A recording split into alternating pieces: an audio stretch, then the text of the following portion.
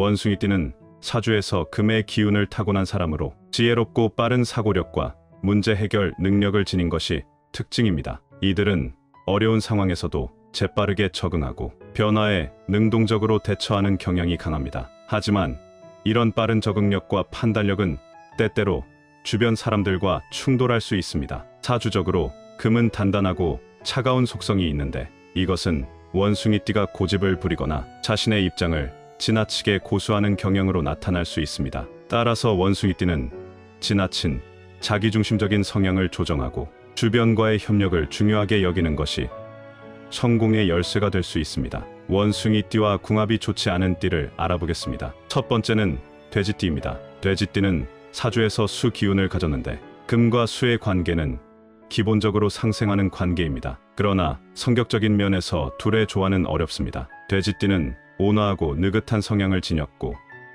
신중하게 행동하는 반면 원숭이띠는 즉흥적이고 빠르게 상황을 판단하는 성격을 가졌습니다. 돼지띠의 느긋한 태도와 원숭이띠의 빠르고 직선적인 행동 방식은 서로의 리듬을 맞추기 어렵게 만들며 갈등을 일으킬 수 있습니다. 이런 차이로 인해 둘의 관계는 종종 긴장감이 흐르고 소통에서 어려움을 겪을 수 있습니다. 두 번째는 호랑이띠입니다. 호랑이띠와 원숭이띠는 상극의 관계로 서로의 기운이 충돌하는 사주적 특징을 지닙니다. 호랑이띠는 목 기운을 가지고 있으며 금과 목은 상극입니다. 이는 사주적으로 금이 목을 베는 관계로 해석되며 둘 사이에는 대립과 갈등이 발생하기 쉽습니다. 호랑이띠는 강력한 리더십과 직진적인 성향을 가지고 있지만 원숭이띠는 지혜롭고 전략적인 접근을 선호합니다. 이로 인해 두 띠는 목표를 달성하는 방식에서 큰 차이를 보이며 상호 충돌이 잦아질 수 있습니다. 결국 이들은 서로에게 방해가 될 가능성이 높습니다. 이번엔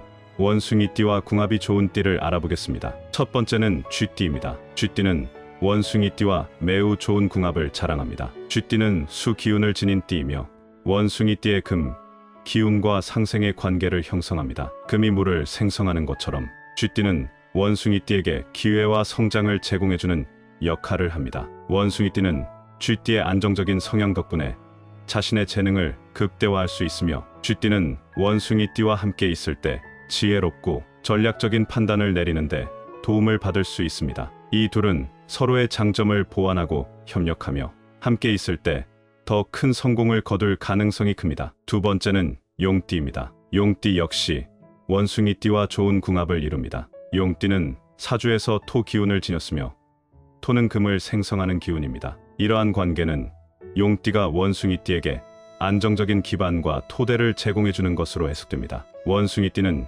용띠와 함께 있을 때 자신의 기민한 사고력을 발휘하여 더 큰 성과를 거둘 수 있으며 용띠는 원숭이띠의 지혜와 전략을 통해 중요한 결정을 내리는데 도움을 받습니다. 이들은 서로의 능력을 상호 보완하여 강력한 협력 관계를 형성할 수 있습니다. 2024년 하반기 원숭이띠의 금전 운세를 알아보겠습니다. 원숭이띠는 사주에서 금의 기운을 강하게 가지고 있어 금전적 기회를 쉽게 포착하는 능력이 뛰어납니다. 금은 물질적 자원과 금전적 이익을 상징하기 때문에 원숭이띠는 경제활동에서 성공할 가능성이 높습니다. 특히 이들은 지혜롭고 전략적인 성향을 바탕으로 재테크, 투자, 사업에서 좋은 성과를 거둘 수 있습니다. 하지만 원숭이띠는 빠르게 이익을 추구하는 경향이 있어 때때로 과도한 욕심으로 인해 손해를 볼 수 있습니다. 금전적 운세가 좋다고 해서 모든 기회를 무작정 쫓기보다는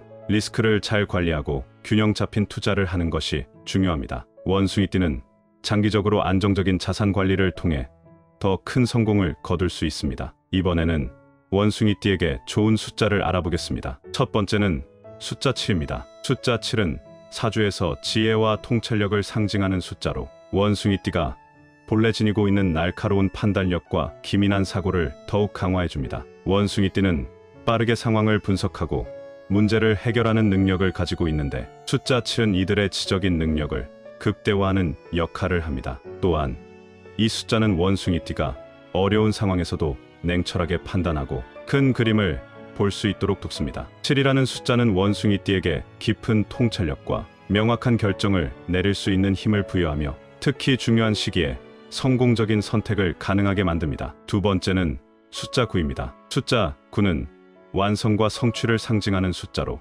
원숭이띠가 목표를 달성하는 데 큰 도움을 줍니다. 사주적으로 9는 끝맺음과 큰 성과를 이루는 숫자이기 때문에 원숭이띠가 추구하는 일에서 마무리 단계에서 강력한 힘을 발휘할 수 있도록 도와줍니다. 원숭이띠는 열심히 일하고 지혜롭게 상황을 이끌어가는 능력이 있지만 때때로 마무리에서 어려움을 겪을 수 있습니다. 숫자 9는 그런 원숭이띠가 자신의 일을 완벽하게 끝맺고 큰 성과를 내는 데 필요한 에너지를 제공합니다. 이 숫자는 원숭이띠가 꾸준히 노력한 결과가 좋은 결실을 맺도록 돕는 역할을 합니다. 세 번째는 숫자 4입니다. 숫자 4는 안정과 균형을 상징하는 숫자입니다. 원숭이띠는 그들의 기민한 성향 때문에 때때로 변동이 많은 삶을 살게 되는데 숫자 4는 그들에게 안정적인 기반을 제공합니다. 사주에서 4는 안정적인 발전과 지속적인 성장을 의미하기 때문에 원숭이띠가 흔들리지 않고 꾸준히 성공을 이루어 나가도록 돕습니다. 특히 금전적으로 불안정한 상황에서 4라는 숫자는